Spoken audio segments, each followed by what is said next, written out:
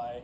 It'll be in the last minute of this video, so if you want to check it out, that would be awesome. There'll also be links in the description of this video to sign up to become a member. And before we jump into the crux of this video, I just wanted to give a shout out to today's video sponsor, which is Notify. This is a Discord. There's a few of us creators getting around it. Rob Does Pokemon is another one that's getting around it from the UK. Discord, you can sign up for 3 days for free. After that, if you use the code Pokeos_25, you'll get 25% off the Discord. We all know how hard it is to get Pokemon product at the moment, whether you're in the United States, Canada, UK, Europe, Australia, New Zealand. This gives you all the places where you can essentially pick up sealed product and actually being able to open some product, considering how difficult it is at the moment. There's also a great community on there with, I suppose, like-minded people you can have conversations with and chat to on there. I'll leave all the links in the description to download and hop onto the Discord on there. Right, on to today's video, the relationship between total set value and the sealed product. Now, this isn't a video about all the things that add price to sealed product and singles, but I want to touch on it briefly because it's really important. There's so many interconnected and interrelated factors that come into play when it comes to singles and sealed. Now, here's an example, right? The lower the print numbers on the total sealed product, obviously, the less amount of hits is going to be out there. So the less amount of cards. Well, that's just a no-brainer. Less cards from the set. But factor into that, you're also going to have pull rates come into play, of course. So if the rarest card from any given set is 1 in 200 packs versus 1 in 2,000 packs, of course there's going to be a lower population of that card on the market. So when we look at it and we talk about what impact the print runs and everything has on the sealed product and total set value, there's a few things that come into play. So of course, how much gets printed is really important. Then what the pull rates of any given card are, and then also this comes into play as well is the print quality. So obviously, if a set is printed lower and it has really tough pull rates, you're going to have lower populations of the biggest hits inside the set. And therefore, it's going to put up, there's no other answer than it putting upward pressure on the price of those singles. Now, of course, they need to be a fan favourite Pokemon, and I always bag out Weedle here, but if it's a special illustration rare Weedle, it's probably not going to cop as much love as if it's a special illustration rare Charizard, Umbreon, Pikachu. You get the idea. So all of those things come into play. So total print run, pull rates, print quality, and therefore its conversion to a PSA 10 and the PSA 10 price versus raw price. All those things come into play, I guess, when we get total set value. And then, of course, what sort of Pokemon are the hits? All those things come into play, and that's what makes people chase cards. It's that whole, I hate to say it, but it is that whole gambling attitude, isn't it? Oh, there's not much printed of this, so I better get it. Oh, it's really hard pull rates to pull the Umbreon EX from Prismatic Evolution, so I want to chase it. Oh, if it grades a 10, I'm going to 4x my money. If I pull Magikarp from Paldea Evolved, which is 1 in 600 packs, but then it grades a 10, I'm 5xing my money. It's that whole gambling thing that comes into the equation, and all of these things have a very, like I said, interrelated relationship to the total set value. And therefore, we get this really strong correlation pulling through to the sealed value. Because when a set first comes out in particular, why would you pay up lots for a booster box if the best card you can pull is worth $50? It just doesn't make any sense.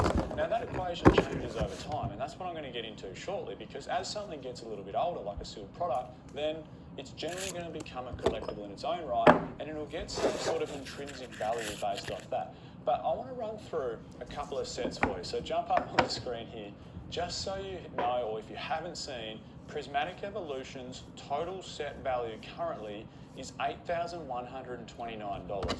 Now, I've done a fair few videos in the past talking about the correlation between total set value and sealed product value. And in particular, I've looked at, top 10 hits or top 20 hits, and I've even done equations where you can pretty much go, well, based on the top 10 hits inside the set and the rarity of the box or the Elite Trainer box, it's going to give you a pretty solid equation to work out future value or expected value of the booster box. Now, of course, economic situations can come into play. Things can change. Like, look at the last 3 months. Everything's gone absolutely bonkers, and a lot of us didn't expect this sort of bull market and how strong it's been.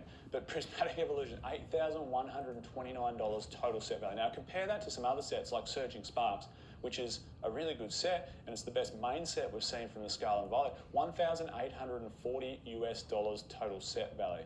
And you might go, well, hold on, well, Evolving Skies is the best set from the era, like the modern era, isn't it? Like, that set should be way eclipsing Prismatic Evolutions.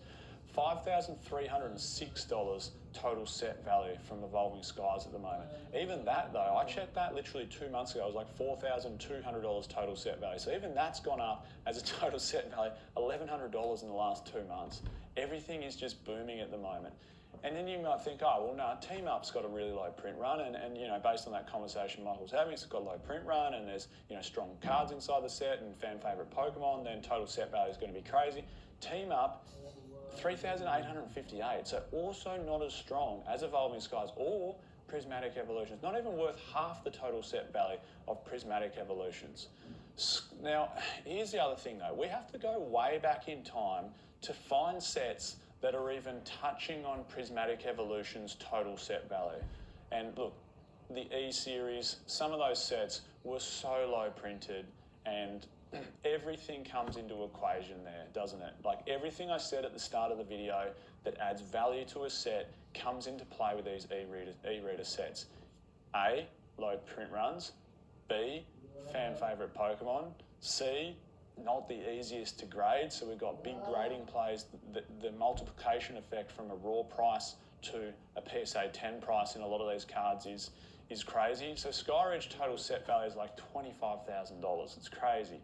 And even if we go fast forward a touch to the next era, the EX era, even a set like Dragon Frontiers, which had Gold Star Mew, Gold Star Charizard, like an absolute banger set with some ripper chase cards, still set value was only touching on about $5,000. So why is Prismatic Evolution so strong, and what does this mean for future sealed pricing, not just for Prismatic Evolutions, but other Scarlet and Violet boxes as well, or Sword and Shield, or Sun and Moon, depending on what you're investing in? Now, one thing I want to make clear on Prismatic Evolutions, that $8,129, no one's got a crystal ball. We can't tell exactly what's going to happen to that total set value in the next 6 months or 3 months, or probably even 2 months, the way this Pokemon market's going. But as you can see, I just want to show up some examples here. Generally speaking, and this is generally speaking, the day a set first comes out is when you're going to see the highest prices of cards for a little bit. Sometimes it can overtake it in the future, so bear with me on that in a second. Generally speaking, for a modern set, when it first comes out, or even like the day before it comes out, you start seeing some come onto eBay, don't you? And you start seeing like Prismatic Evolution's Umbreon sell for like $5,000 raw, which is too much. And then we see some of the other special illustration rares selling for like, $800 and $900, and as you can see in a lot of these graphs I'm showing up here, it's starting to go down, and a lot of these cards will find their feet. They'll find their market price. And look, as more product gets open, we all know how difficult pull rates are, but as more product gets opened and more singles hit the market, we'll eventually find our feet. And then what happens sometimes is cards can surprise us. Like, Greninja from Twilight Masquerade surprised us. There was certain sets throughout history, like Team Up, which wasn't exactly the most fan favourite set when it came out. This whole mechanic of tag team was a little bit gimmicky, and it wasn't the most loved gimmick at the time, I guess. The Latios and Latios wasn't the most loved card. It didn't come out of the gate hot.